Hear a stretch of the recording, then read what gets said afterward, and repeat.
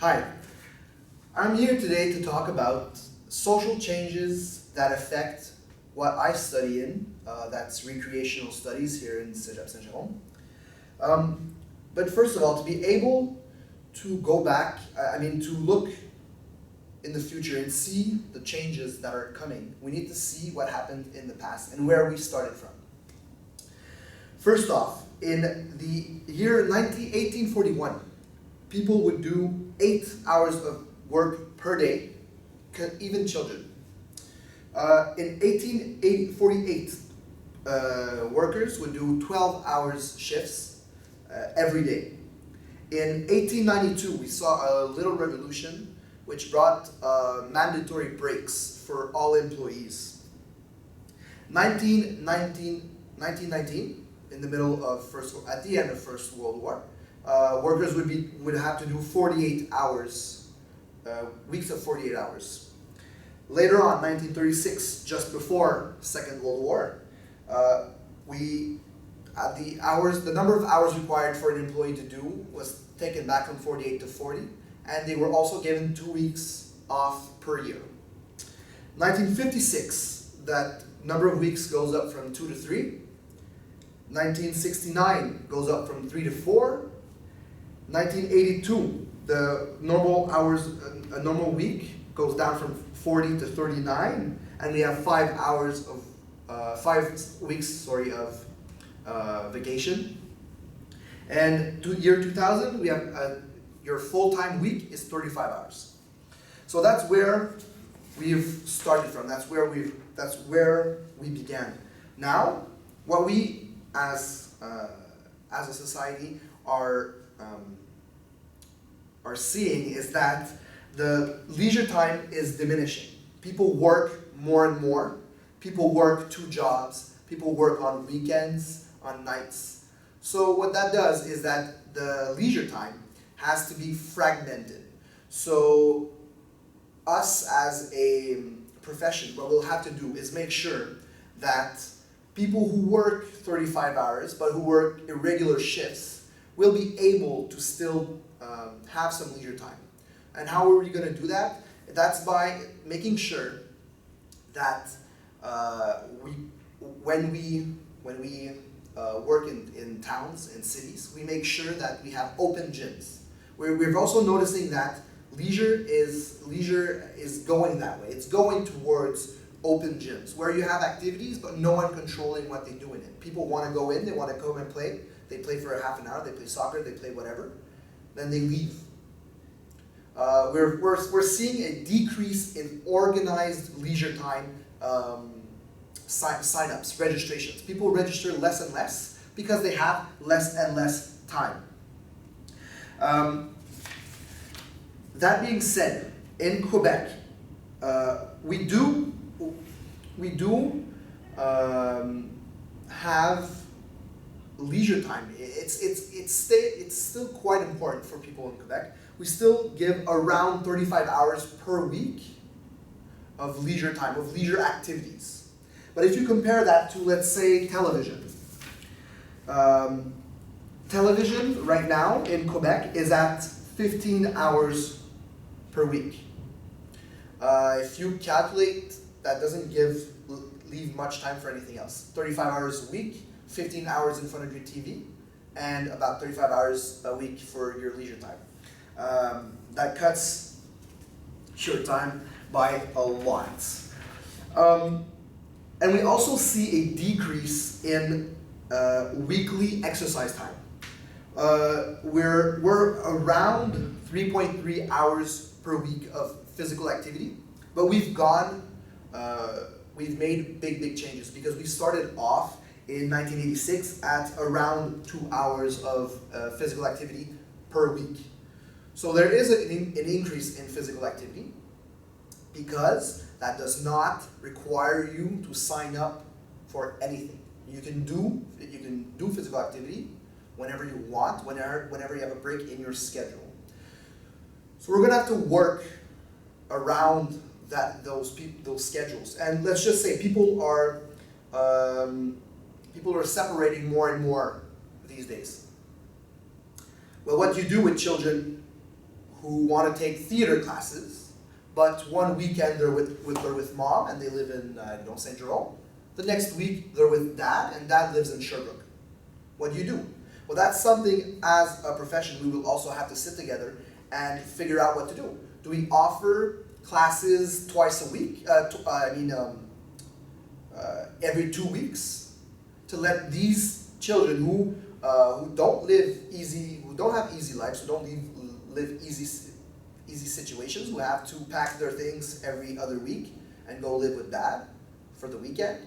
What do we do with these children? They have the right to have fun. They have the right to grow through leisure time and have fun, and that's actually a fundamental right. It's protected it's protected by law. I forget what it doesn't really matter. The poor are getting poorer. That's also something we have to work around. People who, it's been proven, studies have been made, and those studies say that people who are poor, and it's logical, people who are poor will invest around 5% of their yearly income for leisure times. People who make over $80,000, that amount doubles to 10.5% of their revenue that they will put for leisure studies, for leisures, I mean. So if we take a $22,000 yearly income, that's about $800, roughly $800 that family will invest for leisure time. And if we take the family that I was mentioning before that makes $80,000, well, that's about $7,000 yearly that they'll be able to invest in leisure time.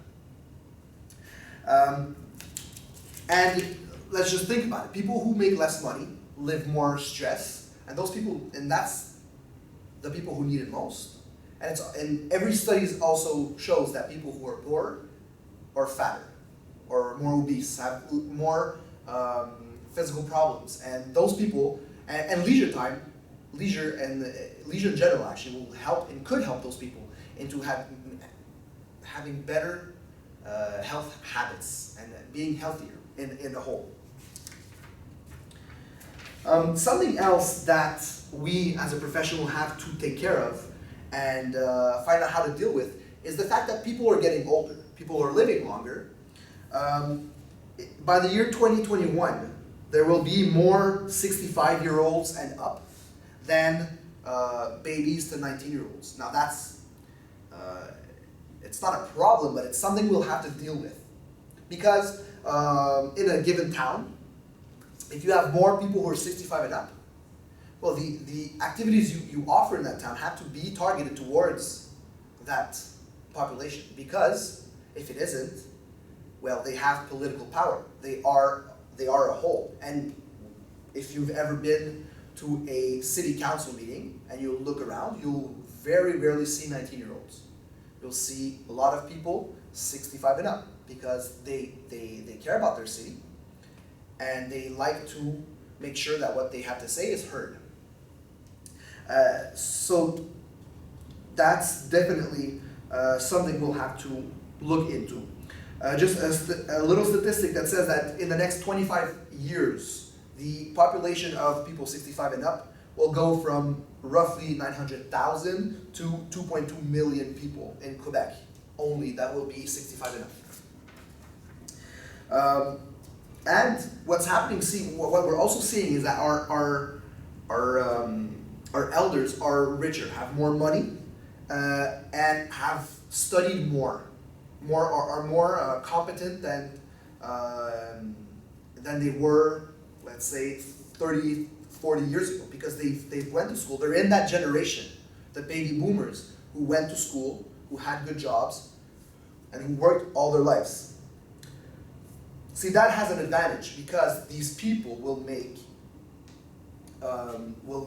good volunteers. We've also noticed an increase in volunteering time with this general population, and that's something that every person who works in leisure, who takes care of leisure, even if he's not directly, he doesn't directly have his diploma, it's all something that we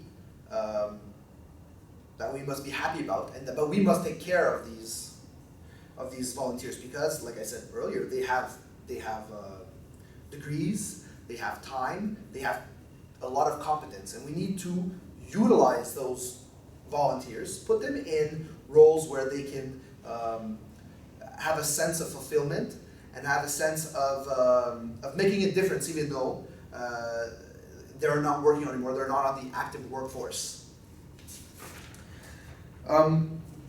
Another issue that we will have to deal with is the increase in internet time. There's a study has shown that the average Quebecer spends 40 minutes on Facebook daily. So that 40 minutes is considered leisure time. So that 40 minutes is calculated in my 35 hours per week of leisure time. That's 40 minutes, so let's say roughly an hour. That's 7 hours of your 35 hours that you've spent on Facebook. You've also spent, 15 hours on your television. We've also noticed that text messages have gone up from, in 2 years, in the span of 2 years, from 51% of Quebecers who said they used text messages to 62% in 2014, who've mentioned that they used text messages on a daily basis. We've also noticed that Facebook Messenger has gone up from 26% in 2012 to 38% in 2014.